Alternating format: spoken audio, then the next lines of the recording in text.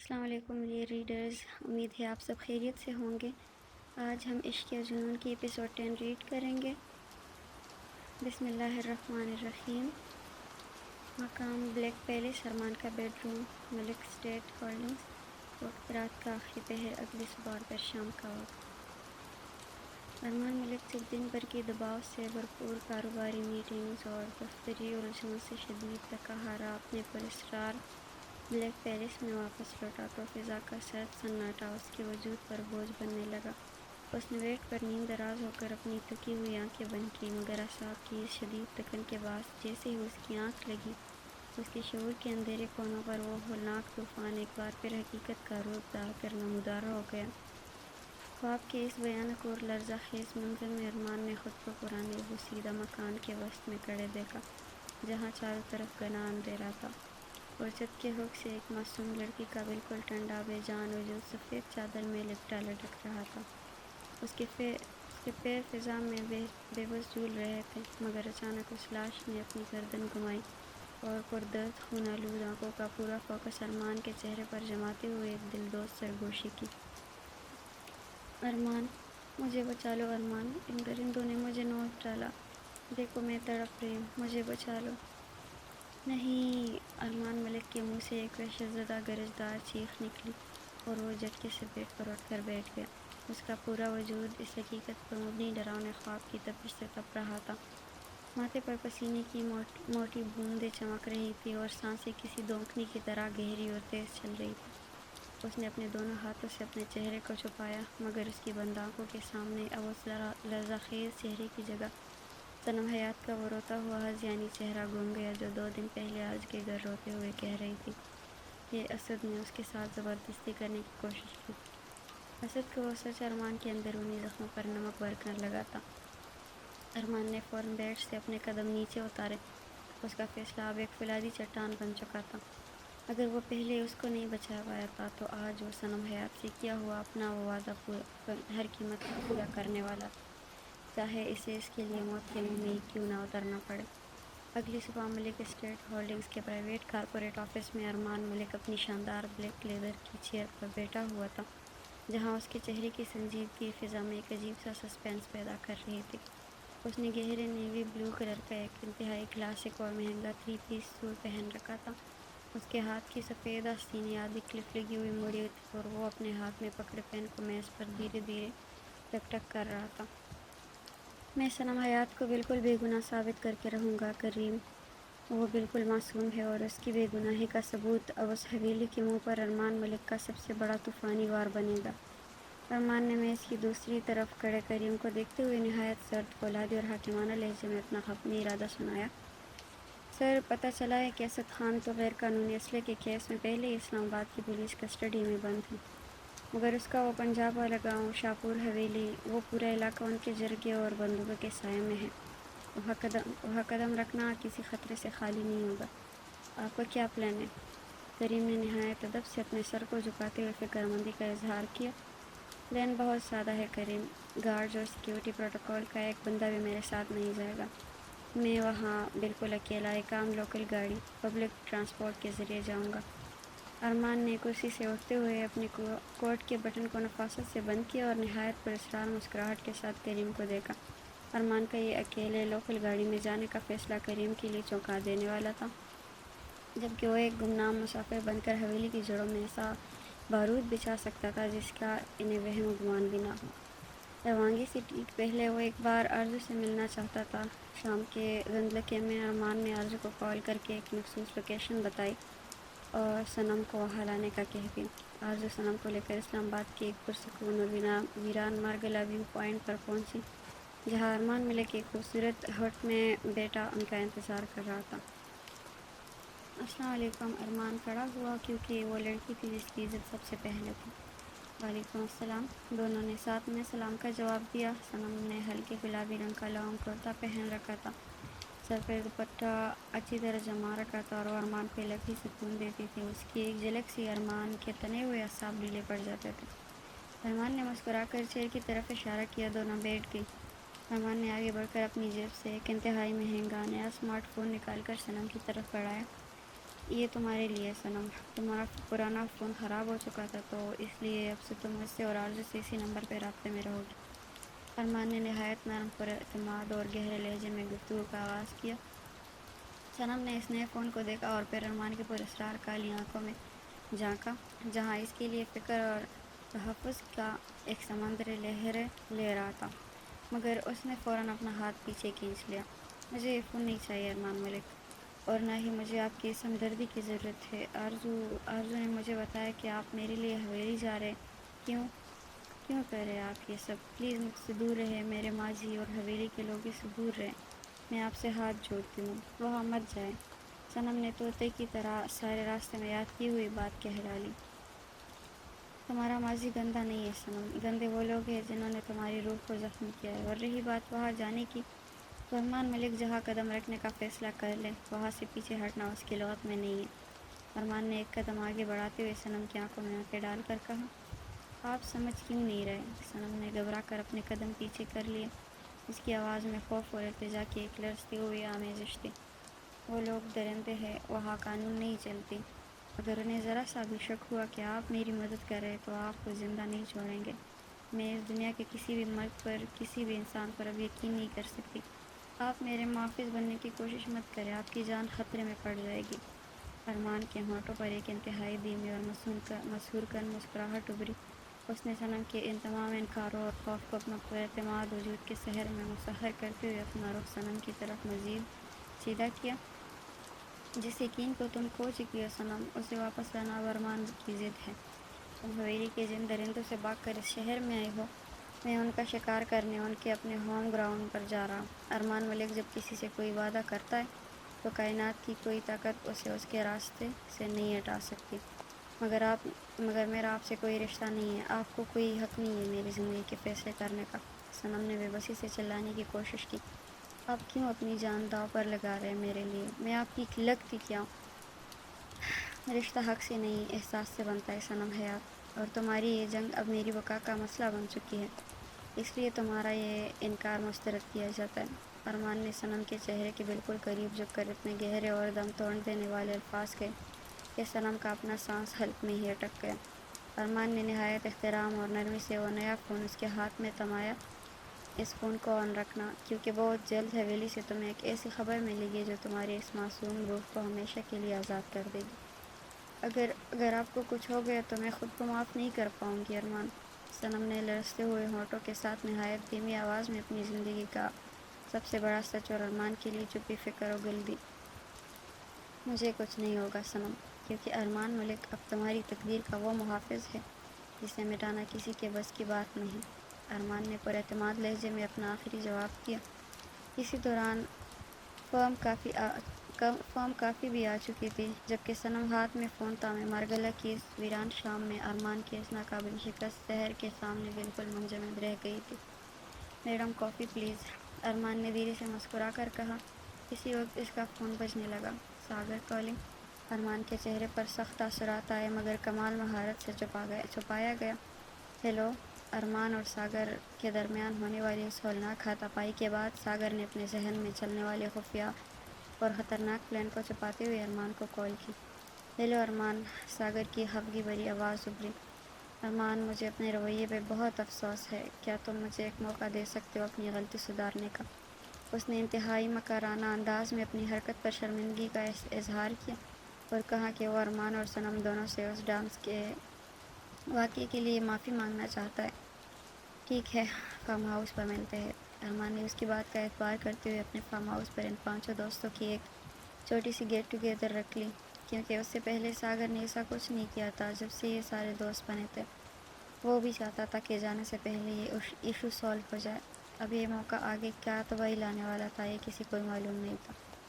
اگلا منظر ارمان کے فارم ہاؤس کا تھا۔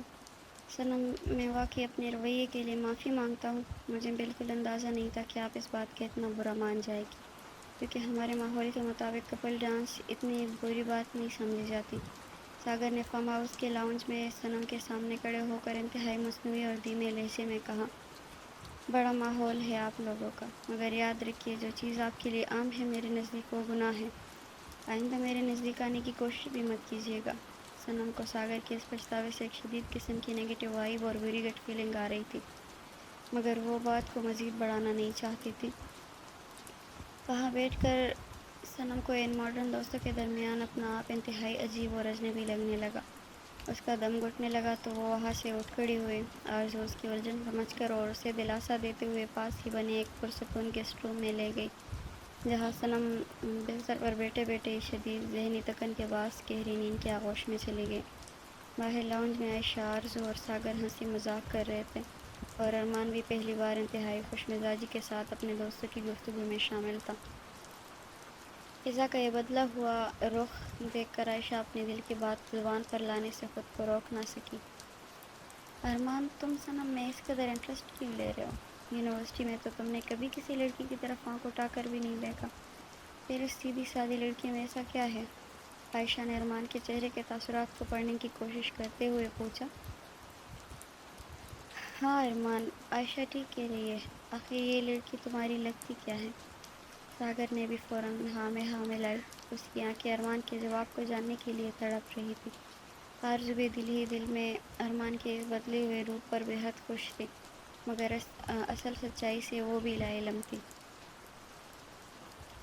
सनम वही लड़की है जिसका जिक्र मैंने तुम लोगों से 5 साल पहले किया था, वही जिसने मेरे दिल पर पहली दस्तक दी थी।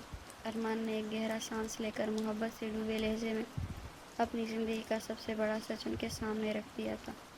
अरमान का ये इंकशाफ सुनते ही सागर के चेहरे पर एक लम्हे में 100 रंग आए और सो गए।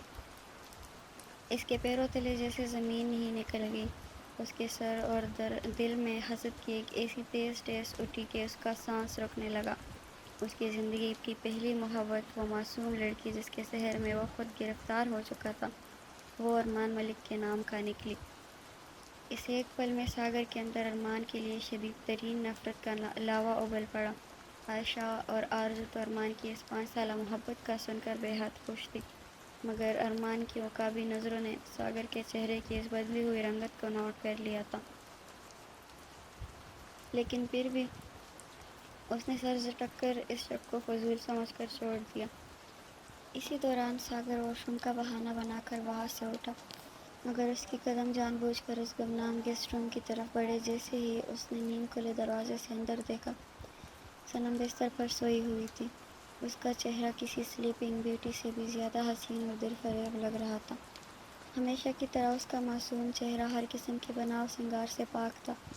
गोरी रंगत पर गुलाबी होंठ और बंद आंखों की घनी काली पलकें एक सहर तारी कर रही थी, और इसके रेशमी बालों की एक बेबाक लट उसकी गोरी पेशानी का तवाफ कर रही थी। सागर दीवानवार इसकी शहर में जकड़ा गया। उसने आगे बढ़कर इंतहाई धीरे से सनम के इस लट को उसके चेहरे से हटाया कि सनम एकदम झटके से उठकर बैठ गई। आप यहाँ क्या कर रहे हैं? सनम ने बदहवासी में अपना दुपट्टा ठीक करते हुए खौफजदा आवाज़ में पूछा। सागर अब भी किसी पागल की तरह उसे देखे जा रहा था। उसकी वो बेबाक नज़रें सनम को अपने वजूद के अंदर गिरती हुई महसूस हुई और उसकी रीढ़ की हड्डी में एक खौफनाक सनसनाहट फैल गई। उसका चेहरा जर्द पड़ गया, मगर हया का रंग गालों पर नुमाया था। सनम, तुमने मुझे उस दिन के लिए माफ़ कर दिया है ना? सागर ने अपने होठों पर एक अजीब सी पुरस्कार मुस्कुराहट सजाते हुए पूछा। हाँ हाँ, मैंने माफ़ कर दिया, अब प्लीज़ पीछे हटो, ये क्या बदतमीज़ी है? सनम ने खौफ से बिस्तर की पुष्ट से टेक लगाते हुए कहा। Okay okay, don't be afraid, मैं तुम्हें कुछ नहीं कह रहा, मैं तो बस तुमसे अपने दिल की बात करने आया था। सागर ने अरमान से पहले सनम के सामने अपने जज्बात का इजहार करने की जल्दी में एक कदम और आगे बढ़ाया। मैं तुम्हें पसंद करता हूँ सनम, और शायद मेरी इस पसंद की वजह अब मोहब्बत बन चुकी है। मैंने कहा ना, मुझसे दूर रहो। सनम ने पूरी कुव्वत से उसे दूर धकेला और बिस्तर से उतरकर बाहर भागने लगी। दूर नहीं रह सकता सनम, और ना ही मैं अब तुम्हें खुद से दूर जाने दूंगा। मुझे इस बात का जवाब चाहिए। तुम जितना वक्त चाहे ले लो, मगर याद रखना, उसमें इनकार की कोई गुंजाइश नहीं है। सागर ने उसका रास्ता रोकते हुए इंतहाई ज़िद्दी और जुनूनी लहजे में अपना फैसला सुनाया। ठीक उसी लम्हे लाउंज से अरमान की गरजदार आवाज़ गूंजी जो सागर को पुकार रहा था।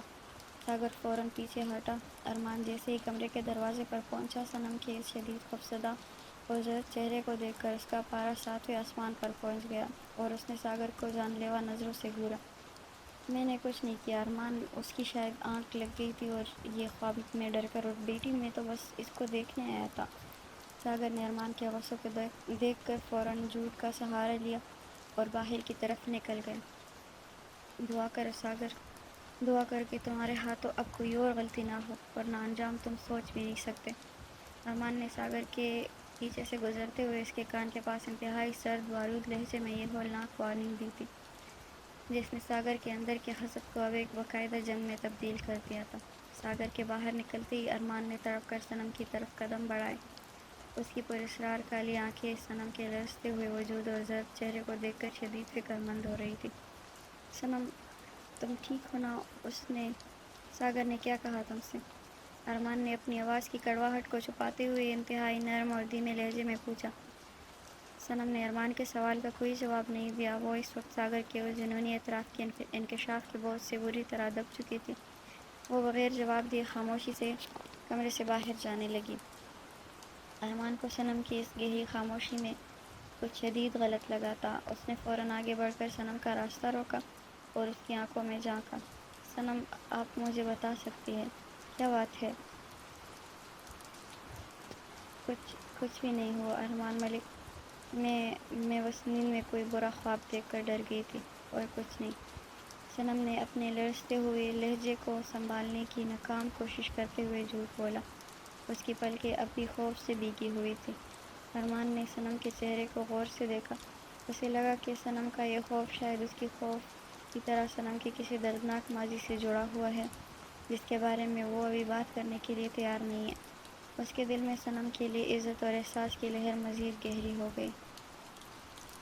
اگر آپ ابھی مجھ سے شیئر نہیں کرنا چاہتی تو اٹس اوکے صنم، میں آپ پر کوئی زبردستی نہیں کروں گا، ارمان نے اپنے لہجے میں بلا کر سکون اور پر اعتماد بھرتے ہوئے کہا۔ مگر یاد رکھیے، اب سب کچھ ٹھیک ہو جائے گا۔ آپ کو کسی بھی چیز کی فکر کرنے کی بالکل ضرورت نہیں ہے، میں ہوں نا۔ ارمان کے ان گہرے اور پر اعتماد الفاظ نے صنم کے لرزتے ہوئے دل کو ایک عجیب سا تحفظ فراہم کیا۔ وہ ارمان کے اس سحر انگیز وجود کو دیکھ کر رہ گئی، جبکہ ارمان نے اسے راستہ دیتے ہوئے اپنے قدم پیچھے ہٹا لیے۔ صنم اس بات میں سر ہلاتے ہوئے باہر نکل گئی۔ ڈنر کے بعد سب اپنے گھروں کو چلے گئے۔ ملوکیت کا غرور بمقابلہ حسد کی آگ۔ جس لمحے ساگر نے صنم پر اپنا حق جتانے کی کوشش کی، وہاں معاملہ صرف محبت کا نہیں رہا تھا، بات تو مرد کی انا اختیار اور اندر چھپی ہوئی خواہشوں تک جا پہنچی تھی۔ اکثر انسان کسی شخص کو چاہنے اور اس پر حق رکھنے کے درمیان کا فرق بھول جاتا ہے، اور یہی بھول محبت کو عزت سے اٹھا کر جنون کے اندھیرے میں دھکیل دیتی ہے۔ ایک خیام میں دو تلواریں نہیں سما سکتی، مگر اصل جنگ تلواروں کے درمیان نہیں، ان ہاتھوں کے اندر ہوتی ہے جو خود کو فاتح سمجھنے لگتے ہیں۔ ارمان کی ملوکیت بظاہر دوسروں پر اپنی برتری کا اظہار تھی، مگر اس کے اندر کہیں 11 سال پرانا وہ احساس جرم بھی زندہ تھا، اپنی بہن آئرہ کو نہ بچانے کا احساس۔ شاید اسی لیے صنم کو بچانے کی خواہش محض محبت نہیں تھی، یہ اس شکست کا جواب بھی تھی جسے ارمان نے کبھی قبول نہیں کیا تھا۔ اور ساگر، وہ محبت نہیں، اپنی خواہش ہارنے کے خوف سے لڑ رہا تھا۔ محبت انسان کو محبوب کی خوشی کا خیال سکھاتی ہے، مگر حسد انسان کو صرف اپنا حق دکھاتا ہے۔ جب چاہت میں انا شامل ہو جائے تو سامنے والا انسان نہیں رہتا، ایک چیز بن جاتا ہے جسے حاصل کرنا ضروری سمجھا جاتا ہے۔ مگر تقدیر کی سب سے عجیب بات یہ ہے کہ انسان خود کو حالات کا بادشاہ سمجھتا رہتا ہے، جبکہ حقیقت میں وہ خود انہی حالات کے ہاتھوں چلنے والا ایک مہرہ ہوتا ہے۔ ارمان کو لگ رہا تھا کہ وہ ساگر کے سامنے کھڑا ہو کر اپنی جنگ لڑ رہا ہے۔ ساگر کو یقین تھا کہ وہ ارمان سے صنم کو چھین لے گا، مگر دونوں اس حقیقت سے بے خبر تھے کہ اصل بازی کسی اور کے ہاتھ میں تھی، تقدیر۔ کیونکہ طاقت کا غرور انسان کو اندھا کر سکتا ہے، حسد اسے درندہ بنا سکتا ہے، مگر تقدیر دونوں کو ایک ہی چال میں مات دینے کی صلاحیت رکھتی۔ لوکل مسافر بس پنجاب کی کچی اور ناہموار سڑکوں پر ہچکولے کھاتی ہوئی رات کے اندھیرے کو چیرتی آگے بڑھ رہی تھی۔ ارمان ملک کھڑکی کے ساتھ والی نشست پر خاموش بیٹھا باہر پھیلتے سناٹے کو دیکھ رہا تھا۔ چہرے پر ہمیشہ کی طرح سنجیدگی تھی، مگر آنکھوں میں ایک عجیب سی بے چینی تیر رہی تھی۔ اچانک اس نے جیب سے فون نکالا، چند لمحے اسکرین کو دیکھا اور پھر صنم کا نمبر ڈائل کر دیا۔ ہیلو۔ دوسری طرف صنم نے اس کا نام اسکرین پر دیکھا تو دل میں چھپی ایک فکر ایک بار پھر جاگ اٹھی، مگر آواز میں جان بوجھ کر بے نیازی لے آئی۔ جی کیسی ہے آپ؟ ارمان کی آواز غیر معمولی طور پر نرم تھی۔ میں آپ کے گاؤں کے قریب پہنچنے والا ہوں، اس لیے میری فکر مت کیجیے گا، صنم نے فوراً جواب دیا۔ مجھے آپ کی فکر کی ضرورت نہیں ہے ارمان ملک، یہ آپ کا اپنا فیصلہ تھا اور وہاں جو کچھ ہوگا اس کے ذمہ دار بھی آپ خود ہوں گے۔ ارمان کے ہونٹوں پر ہلکی سی مسکراہٹ آئی۔ اچھا، تو پھر یہ جو آپ کی آواز میں اتنی گھبراہٹ ہے، یہ کس چیز کی ذمہ دار ہے؟ صنم چند لمحے خاموش رہی۔ میں گھبرا نہیں رہی صنم، آپ جھوٹ بولتے ہوئے بہت بری لگتی ہیں، اور آپ ہر بات میں اپنی مرضی کیوں چلاتے ہیں؟ کیونکہ کچھ لوگوں کی حفاظت کے لیے ان کی اجازت کا انتظار نہیں کیا جاتا۔ صنم کی آواز اچانک دھیمی ہو گئی۔ بس واپس آ جائیے گا؟ ارمان چند لمحے خاموش رہا، پھر بہت نرمی سے بولا، وعدہ رہا۔ کال ختم ہوئی تو ارمان نے فون اپنی جیب میں رکھ لیا، اس کے چہرے پر ایک ہلکی سی مسکراہٹ ابھی تک موجود تھی۔ چند ہی منٹ بعد بس اچانک زوردار بریک لگائی۔ شاپور آ گیا ہے، جس نے اترنا ہے اتر جائے۔ ارمان نے اپنا بیگ اٹھایا اور بس سے نیچے اتر آیا۔ رات کی ٹھنڈی ہوا نے اس کے چہرے کو چھوا، سامنے دور تک پھیلی خاموش سڑک، دونوں طرف سرسوں کے کھیت اور افق پر بکھری چند مدھم روشنیاں۔ یہی شاپور تھا۔ اس نے ایک گہری سانس لی۔ تو ایسا لگتا ہے جب محبوب کی سرزمین پر قدم رکھتے ہیں۔ وہ کچے راستے پر آگے بڑھنے لگا۔ چند قدم بعد اس نے دھیرے سے خود کلامی کی، تم نے جس جگہ کو اپنا ماضی سمجھ کر چھوڑ دیا تھا صنم، آج میں اسی جگہ تمہارا مستقبل واپس لینے آیا ہوں۔ وہ حویلی کی طرف بڑھ ہی رہا تھا کہ اچانک پیچھے سے تیز رفتار گاڑی کے ٹائروں کی چیختی ہوئی آواز سنائی دی۔ ارمان نے چونک کر پلٹنے کی کوشش کی، مگر اگلے ہی لمحے اسے پوری شدت سے پیچھے سے ٹکر مار دی۔ آہ! ارمان کا جسم اچھل کر سڑک کے کنارے جا گرا اور اس کا سر ایک بھاری پتھر سے جا ٹکرایا۔ اگلے ہی لمحے خون کی گرم دھار اس کی کن پٹی سے بہتی ہوئی گردن تک پہنچ گئی۔ اس کی آنکھوں کے سامنے اندھیرا پھیلنے لگا۔ دور ہوتی ہوئی آوازوں کے درمیان اسے کسی شخص کی گھبرائی ہوئی آواز سنائی دی۔ رضا حیات اسلام آباد گئے تھے عصمت کی بیل کروانے، کیونکہ ان کے مطابق لڑکی خاندان کا سرمایہ اور چراغ ہوتے ہیں۔ بیل نہیں ہوئی کیونکہ ایف آئی آر کے مطابق اس کے پاس غیر قانونی اسلحہ ملا تھا اور وہ کسی کے مارنے والا تھا۔ اسی سوچوں میں گم تھا، کار آؤٹ آف کنٹرول ہوئی اور سامنے جا رہے ارمان کو زوردار ٹکر ماری۔ یا اللہ! بیٹا بیٹا آنکھیں کھولو! وہ بدحواسی میں گاڑی سے باہر نکلے اور ارمان کے پاس گھٹنوں کے بل بیٹھ گئے۔ بیٹا میری بات سنو، آنکھیں کھولو! ارمان نے وہ مشکل پلکیں اٹھائی، دھندلی نگاہوں میں اسے صرف ایک عمر رسیدہ چہرہ دکھائی دیا، پھر اس کی آنکھیں دوبارہ بند ہو گئی۔ رضا حیات کے ہاتھ کانپنے لگے۔ یا اللہ! مجھ سے یہ کیا ہو گیا؟ انہوں نے فوراً ارمان کو اٹھانے کی کوشش کی، عمر کے باوجود پوری طاقت لگا کر اسے کسی طرح گاڑی کی پچھلی نشست تک پہنچایا اور وہاں لٹا دیا۔ بیٹا ہمت کرو، ہم ہاسپٹل جا رہے ہیں۔ گاڑی تیزی سے شاپور کی طرف دوڑنے لگی۔ رضا بار بار ریئر ویو مرر میں ارمان کو دیکھ رہے تھے، اس کے ماتھے سے خون مسلسل بہہ رہا تھا۔ یا اللہ! اسے کچھ نہ ہو بس۔ اچانک انہیں فرقان کا خیال آیا۔ انہوں نے کانپتے ہاتھوں سے فون نکالا اور جلدی سے پیغام لکھا۔ فرقان فوراً ہسپتال پہنچو، راستے میں حادثہ ہو گیا ہے، ایک لڑکا شدید زخمی ہے۔ پیغام بھیج دیا۔ انہوں نے فون ایک طرف رکھا اور گاڑی کی رفتار مزید بڑھا دی۔ انہیں کیا معلوم تھا کہ جس اجنبی کو وہ اپنی گاڑی میں زخمی حالت میں لے جا رہے ہیں وہ کوئی عام لڑکا نہیں، وہ وہی ارمان تھا جو صنم کے خوف کو ختم کرنے اور شاپور کی حویلی کے رازوں کو بے نقاب کرنے وہاں آیا تھا۔ فارم ہاؤس سے واپس آنے کے بعد ساگر سیدھا اپنے گھر آ گیا تھا۔ اس کے سر میں کئی دنوں سے ہونے والا درد آج حد سے زیادہ بڑھ چکا تھا۔ وہ اسے معمول کا درد سمجھ کر نظر انداز کرتا رہا، مگر اب درد کی شدت اس کے برداشت سے باہر ہو رہی تھی۔ گھر میں اس وقت مکمل خاموشی تھی۔ اس کے والد کاروباری میٹنگز کے سلسلے میں آج کل کینیڈا میں تھے، اس لیے اتنے بڑے گھر میں ساگر اس وقت بالکل اکیلا تھا۔ اس نے سر دونوں ہاتھوں میں تھاما اور چند لمحے آنکھیں بند کیے بیٹھا رہا۔ یہ درد بھی نہ آج جان لے کر ہی چھوڑے گا۔ وہ اٹھا، دوائیوں کی الماری سے سر درد کی دوا نکالی اور ساتھ نیند کی گولی بھی لے لی۔ پانی کا گلاس خالی کر کے وہ لڑکھڑاتے قدموں سے اپنے کمرے میں گیا اور بیڈ پر لیٹ گیا۔ آنکھیں بند کرتے ہی دوا کا اثر اس پر غالب آنے لگا۔ تبھی اس کا فون بج اٹھا۔ اسکرین پر عائشہ کا نام جگمگا رہا تھا۔ ساگر نے بمشکل آنکھیں کھولی اور فون اٹھا لیا۔ ہیلو! دوسری طرف سے عائشہ کی خوشگوار آواز آئی۔ ساگر، تم گھر پہنچ گئے؟ ہاں، ساگر نے دھیمی اور بوجھل آواز میں جواب دیا۔ عائشہ چند لمحے خاموش رہی۔ تمہاری آواز ایسی کیوں لگ رہی ہے؟ تم ٹھیک ہو؟ ہاں، میں بالکل ٹھیک ہوں، بس سر تھوڑا درد کر رہا ہے۔ تھوڑا؟ عائشہ فوراً چونکی۔ ساگر، تم ٹھیک سے بات بھی نہیں کر پا رہے، کیا ہوا ہے؟ ساگر نے آنکھیں بند کرتے ہوئے بے دہانی میں کہا، کچھ نہیں ہوا، بس درد زیادہ ہے، دوا لے لی ہے، بھی سو جاؤں گا۔ عائشہ کا لہجہ فوراً سنجیدہ ہو گیا۔ یہی تو مسئلہ ہے۔ عائشہ کی آواز میں فکر صاف جھلک رہی تھی۔ میں نے نوٹ کیا ہے، تمہیں کئی دنوں سے سر درد ہو رہا ہے اور تم اسے معمولی سمجھ رہے ہو۔ میں بھی تمہارے گھر آ رہی ہوں۔ ساگر نے فوراً آنکھیں کھول دی۔ نہیں عائشہ، اتنی رات کو آنے کی ضرورت نہیں ہے۔ ضرورت ہے عائشہ، پلیز۔ نہیں، تم میرے ساتھ بحث مت کرو۔ میں آ رہی ہوں، پھر ہم ڈاکٹر کے پاس جائیں گے۔ ساگر نے تکے ہوئے لہجے میں کہا، ابھی رات کے 12 بج رہے ہیں، اس وقت کہاں جاؤ گے؟ صبح چلے جائیں گے۔ تم ہر بار اپنی طبیعت کو ٹال دیتے ہو۔ اگر درد اتنا شدید ہے تو ابھی چیک کروانا چاہیے۔ میں ٹھیک ہوں عائشہ، بس دوا کا اثر ہو رہا ہے۔ ساگر، مجھے تمہاری آواز سے اندازہ ہو رہا ہے کہ تم ٹھیک نہیں ہو۔ ساگر چند لمحے خاموش رہا، پھر خود کو مزید بحث سے بچانے کے لیے آہستہ سے بولا، اچھا ٹھیک ہے، کل صبح ڈاکٹر کے پاس چلیں گے۔ عائشہ نے فوراً پوچھا، پکا؟ تو ساگر نے جواب دیا، ہاں پکا۔ مجھے جھوٹا وعدہ نہیں چاہیے ساگر۔ جھوٹ نہیں بول رہا، کل تمہارے ساتھ ڈاکٹر کے پاس جاؤں گا۔ عائشہ کی آواز کچھ نرم پڑ گئی۔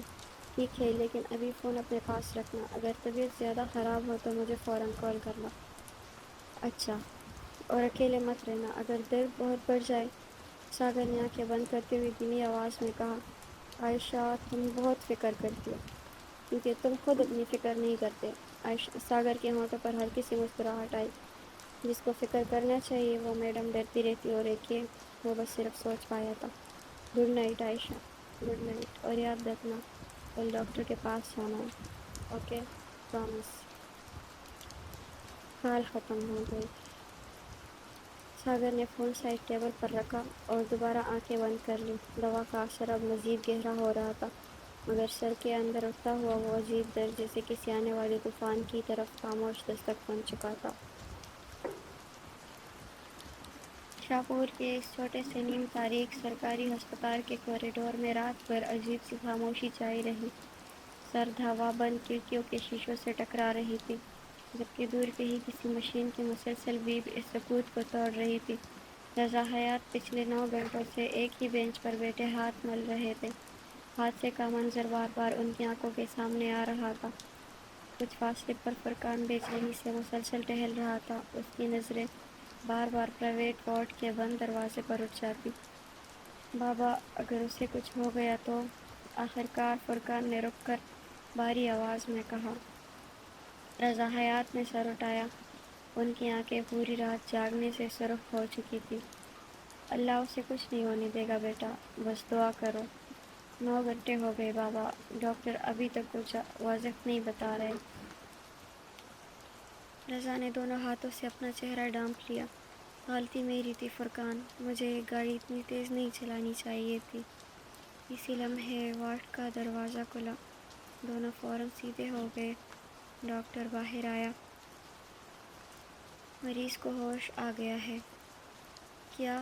فرقان فوراً آگے بڑھا، ڈاکٹر صاحب وہ ٹھیک ہے، ابھی حالت خطرے سے باہر ہے، آپ لوگ مل سکتے ہیں، لیکن زیادہ سوالات نہیں کریں گے، مریض بہت کمزور ہے۔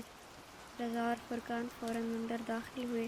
بیڈ پر ارمان خاموش لیٹا تھا، اس کے پورے سر پر سفید پٹی بندھی ہوئی تھی جس کے ایک کنارے پر خون کے ہلکے سرخ دھبے اب بھی نمایاں تھے۔ چہرے کا وہ باروختہ اثر کہیں دب سا گیا تھا۔ چند لمحوں بعد اس کی باری پلکیں آہستہ آہستہ اٹھی۔ رضا حیات فوراً اس کے قریب جھکے۔ بیٹا، اب طبیعت کیسی ہے؟ ارمان نے خاموشی سے ان کی طرف دیکھا۔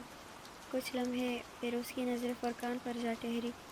وہ دونوں کو ایسے دیکھ رہا تھا جیسے پہلی بار کسی انسان کو دیکھ رہا ہو۔ رضا نے ان کے کندھے پر ہاتھ رکھا، بیٹا ڈرو نہیں، تم بالکل محفوظ ہو، ہم تمہیں سڑک سے اٹھا کر یہاں لائے تھے۔ ارمان کی بوئیں سکڑ گئی، اس نے خشک ہونٹوں کو حرکت دی۔ میں، آواز بمشکل نکلی۔ رضا فوراً جھک گئے۔ ہاں بیٹا؟ ارمان نے چند لمحے کوشش کی۔ میں کون ہوں؟ کمرے میں جیسے اچانک سانسیں رک گئی۔ فرقان نے حیرت سے ڈاکٹر کی طرف دیکھا۔ یہ کیا کہہ رہا ہے؟ ڈاکٹر فوراً آگے بڑھا۔ اس نے ارمان کی آنکھوں میں روشنی ڈالی، نبض چیک کی اور چند بنیادی سوالات کیے۔ آپ کو اپنا نام یاد ہے؟ ارمان خاموش رہا۔ کیا آپ کہاں رہتے ہیں؟ خاموشی۔ آپ کو کسی کا چہرہ یاد آ رہا ہے؟ والدین، دوست، کوئی جگہ؟ ارمان نے آنکھیں بند کر لی، جیسے وہ اپنے دماغ کے اندر کسی بند دروازے کو کھولنے کی کوشش کر رہا ہو، مگر وہاں صرف اندھیرا تھا۔ اس نے آہستہ سے سر ہلایا۔ نہیں، مجھے کچھ یاد نہیں آ رہا۔ ڈاکٹر نے گہری سانس لی اور رضا اور فرقان کو باہر آنے کا اشارہ کیا۔ کوریڈور میں پہنچتے ہی فرقان بے تابی سے بولا، ڈاکٹر صاحب، اسے کیا ہوا ہے؟ وہ اپنا نام تک بھول گیا ہے۔ ڈاکٹر نے فائل بند کی۔ حادثے میں سر کے پچھلے حصے پر شدید چوٹ لگی ہے، دماغ کو ٹراما پہنچا ہے۔ رضا کی آواز کانپ گئی۔ تو کیا وہ اپنی یادداشت کھو چکا ہے؟ جی، فی الحال علامات ٹیمپرری ایمنیشیا کی ہے، یعنی عارضی طور پر ماضی شناخت اور ذاتی معلومات یاد نہ رہنا۔ فرقان نے بے یقینی سے پوچھا، کیا وہ ہمیشہ کے لیے سب کچھ بھول گیا ہے؟ نہیں، ایسا ضروری نہیں ہے، ڈاکٹر نے فوراً جواب دیا۔ زیادہ امکان ہے کہ یادداشت واپس آ جائے گی، چند دن، 2 ہفتے یا اس سے زیادہ، کچھ وقت بھی لگ سکتا ہے، لیکن ابھی ہم کوئی حتمی مدت نہیں بتا سکتے۔ رضا نے بے اختیار دیوار کا سہارا لیا۔ یا اللہ! ڈاکٹر نے انہیں تسلی دیتے ہوئے کہا، آپ خود کو قصوروار نہ سمجھیں، حادثہ تھا۔ ابھی سب سے ضروری چیز مریض کو سکون دینا ہے، اسے ماضی یاد کرنے کے لیے مجبور مت کریں۔ فرقان نے شیشے کے پار وارڈ میں دیکھا۔ ارمان خاموشی سے چھت کو گھور رہا تھا۔ ایک ایسا شخص جس کے پاس دولت، طاقت، نام اور مقصد سب کچھ تھا، اب اسے اپنا نام تک معلوم نہیں تھا۔ لیکن کوئی نہیں جانتا تھا کہ اس بھولی ہوئی یادداشت شناخت کے پیچھے ایک پوری کہانی ابھی زندہ ہے، جاری ہے۔ اگر آپ کو ایپیسوڈ پسند آئی ہو تو لائک اور سبسکرائب ضرور کیجیے۔ اللہ حافظ۔